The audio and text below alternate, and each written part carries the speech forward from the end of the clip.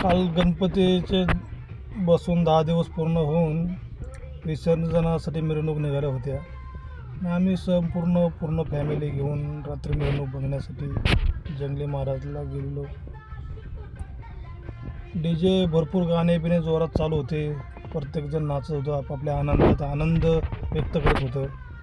त्यात आमची बारकी सुनंदा, आरोही नाव आहे तिचं, तिला एकदम नाचायची आवडत नाही. ती एकदा गाणे बिणे तिच्या मनाची लागली, ती एकदम नाचायला चालू झाली की ते काय आवडत नाही. आणि तिने खूप भारी असा डान्स केला. आणि बरेच जण डान्स करतात पुण्यामध्ये. कुठलं मंडळ नाही की कोण कोणाचं नाही, कोणी कुठून येतं, कोणी कुठल्या मंडळात नाचतं.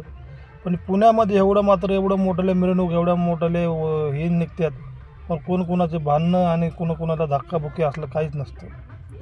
हे पुण्याचं सगळ्यात खूप मोठं वैशिष्ट्य आहे. खूप छान अशाप्रमाणे मिरवणूक होतात. खूप भारी वाटतं असं बघून.